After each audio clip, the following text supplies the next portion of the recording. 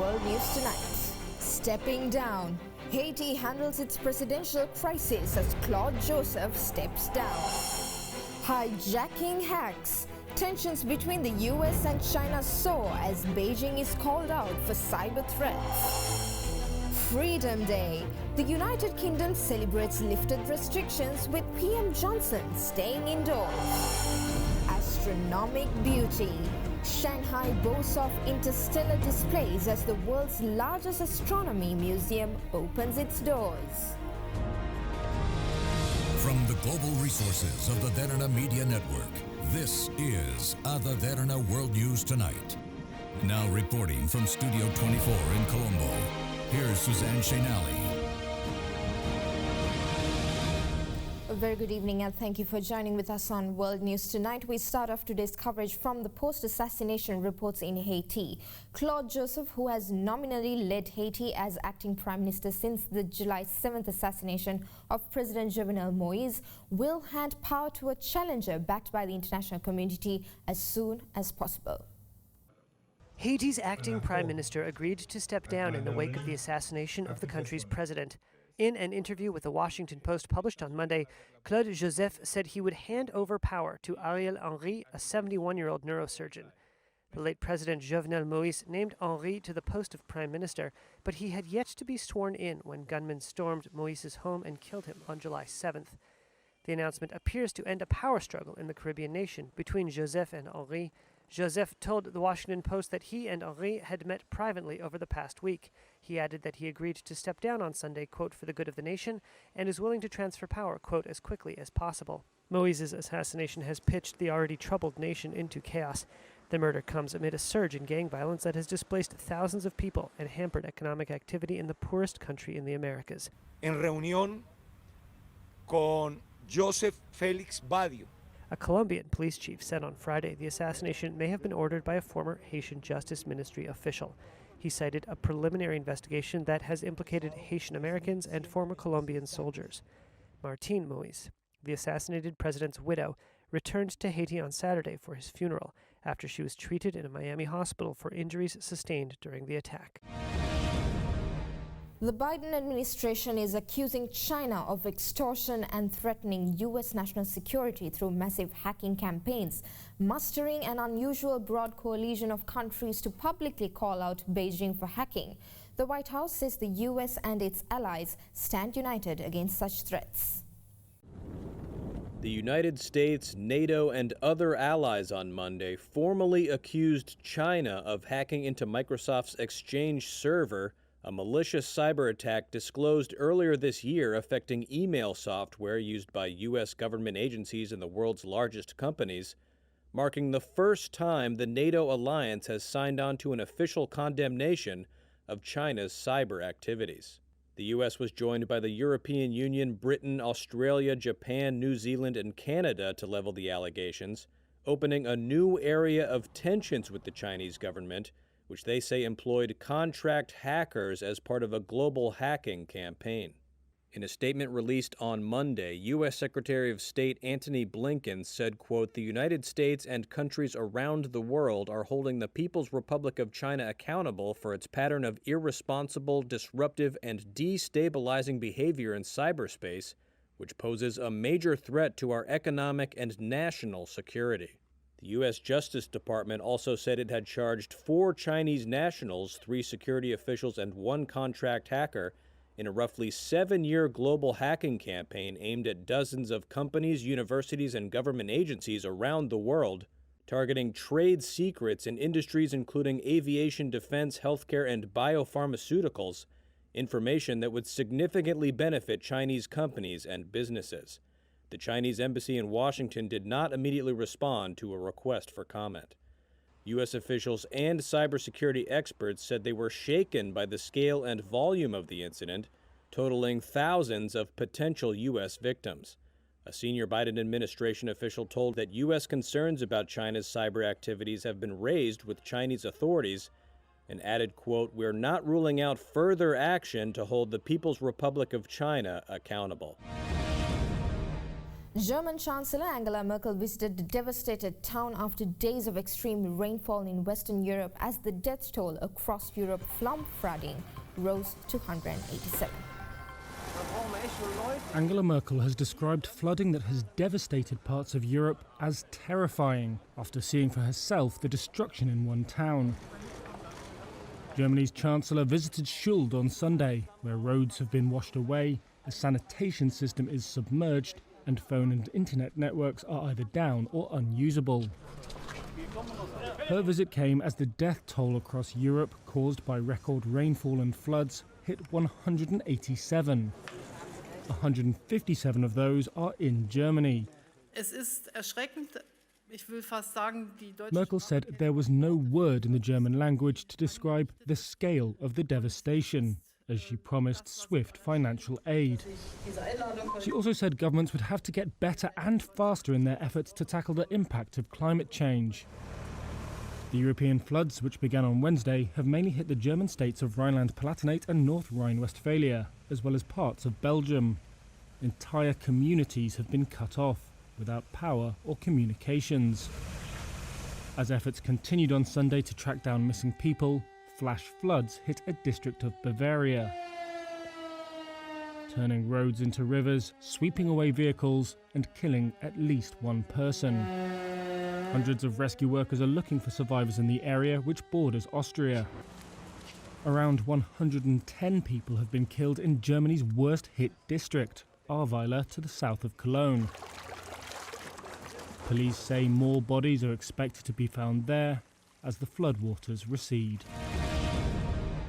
More evacuations have been issued in Northern California's Alpine County near the Nevada border for a community threatened by the Tamarack fire, which has been burning for 2 weeks but exploded several days ago amid strong winds. To give us an update on this, we have other Derana World News special correspondent Nicola Sena Ratna joining us now from New York in the United States. Nicola? Yes, Shanali. The wildfire has burned over 23,000 acres and was not contained, adding that close to 500 personnel were involved in fighting the blaze. Evacuation orders were issued to the Markville area and communities to the south, and the Tamarack fire continued to grow. The blaze is threatening some 200 homes, and the area also faces a new possible threat of flooding and mudslides on steep terrain, according to the U.S. Forest Service. The growing fire in the Alpine County is just one of the over 80 major active wildfires that have collectively burned nearly 1.2 million acres in 13 states.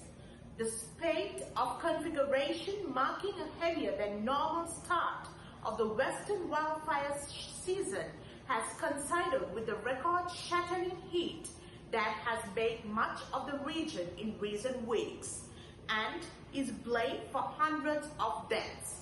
Scientists have said the growing frequency and intensity of wildfires are largely attributed to prolonged drought and increasing bouts of excessive heat that are symptomatic of climate change. Back to you, Shanali.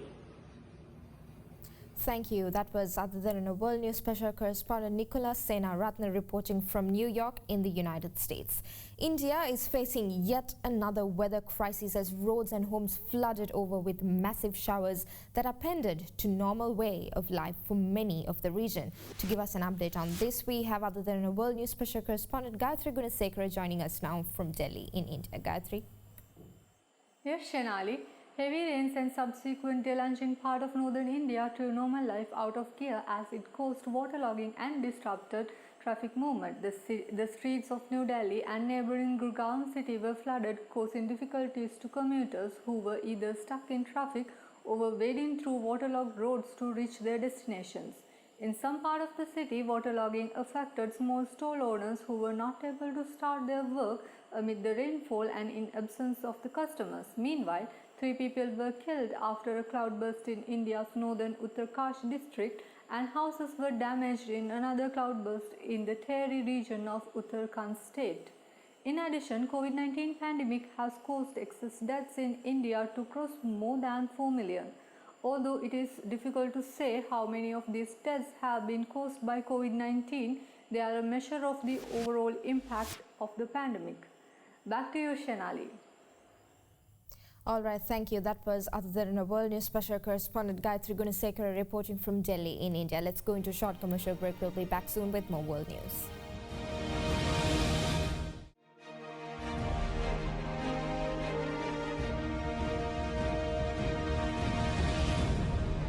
Welcome back. With less than 4 days away from the opening ceremonies in Tokyo, a rising star is pulling out from the games as she has tested positive for COVID, and 2 other athletes have tested positive in the Olympic Village. The dream has come true.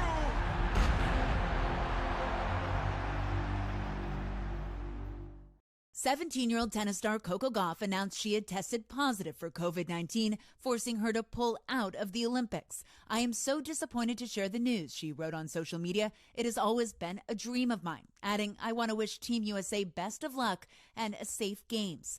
Earlier this month, Gauff played at Wimbledon and before that the French Open, but it's unclear if she had been vaccinated before traveling to Europe or where she tested positive. In Tokyo, with less than a week until the opening ceremony, the case numbers are rising. Since July 1st, according to the organizing committee, 55 people under their jurisdiction have tested positive for COVID, including 4 athletes, all non-residents of Japan, 4 media, and the others games-concerned personnel. On Sunday, the South African team announced 2 players had tested positive in the Olympic Village. And tonight, dozens of people following strict protocol now under quarantine, athletes just hoping they won't have to miss their big event. British government lifted pandemic restrictions on daily life in England, scrapping all social distancing in a step slammed by scientists and opposition parties as a dangerous leap into the unknown. The last of England's COVID restrictions have now been lifted, but as case numbers rise by more than 50,000 each day, the British Prime Minister is urging the public to remain vigilant. Boris Johnson is now self-isolating following contact with his health secretary, who's tested positive for COVID. Despite concerns that the country is reopening too hastily, he says it's better to lift restrictions now than in the autumn when children go back to school. From Monday, there are no longer any limits on the number of people who can meet or attend events. The 1 metre social distancing rule is being removed, and bars and restaurants are no longer restricted to table service. Experts say the impact of lifting restrictions won't be known for several weeks. Some are warning daily case numbers could reach 200,000 before the autumn. With almost 9 out of every 10 adults having now received at least 1 vaccine dose, and with almost 70% of the population fully inoculated, medics believe that serious illness and deaths will be at lower levels than during earlier waves of infection. A rapid increase in coronavirus cases in the United States and abroad is fueling fears of the pandemic resurgence as the highly contagious Delta variants take hold in the vaccinations lag in several states. New coronavirus infections are rising rapidly across the United States, driven by the highly contagious Delta variant. Nationwide, new U.S. COVID-19 cases surged 70% in the last week to an average of 30,000 new daily infections. Deaths rose 26% week over week, killing, on average, 250 patients a day. The vast majority of cases and deaths are among those not yet vaccinated. Former FDA Commissioner Scott Gottlieb warned on Sunday the caseload could get much worse, saying most of those who haven't received COVID-19 shots are very likely to contract the virus. Only 56% of Americans have received at least 1 dose of a COVID-19 vaccine. Just under half the population is fully vaccinated, and vaccination rates have slowed. The Biden administration blamed part of the problem on COVID-19 falsehoods spread on social media, demanding firms such as Facebook remove vaccine misinformation. President Joe Biden on Friday put it in stark terms. Facebook pushed back. In a corporate blog post, the site said it promoted authoritative information about vaccines and acted against misinformation, adding, quote, "President Biden's goal was for 70% of Americans to be vaccinated by July 4th.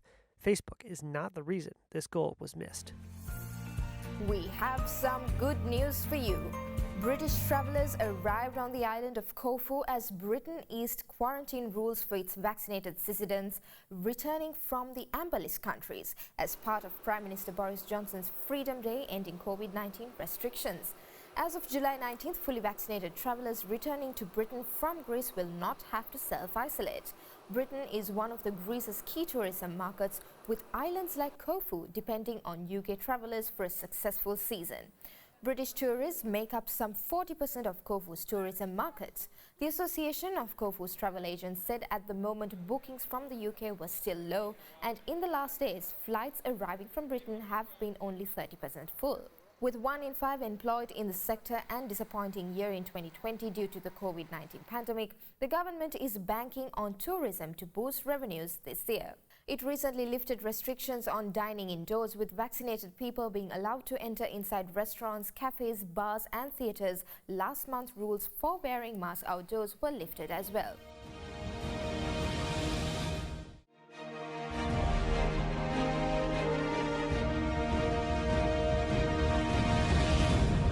Welcome back, and for more news, let's take you around the world in a minute. Britain said it would permanently deploy 2 warships in Asian waters after its Queen Elizabeth aircraft carrier and escort ship sailed to Japan in September through seas where China is vying for influence with the United States and Japan. China urged Lithuania to adhere to the One China principle and oppose official exchanges between Taiwan and countries that have diplomatic relations with Beijing after Taiwan said it would be a de facto embassy in the Baltic country, a move the United States strongly backed. Security and hospital sources said a suicide bomber killed at least 35 people and wounded dozens in Baghdad the eve of Eid al-Adha festival. Rockets hit the Afghan capital, landing near the presidential palace during prayers of the Muslim festival of Eid, but it was not immediately clear who was behind the attack. Twitter said it temporarily suspended Republican U.S. Representative Marjorie Taylor Greene's account for tweets which violated the social media's misinformation policy on COVID-19.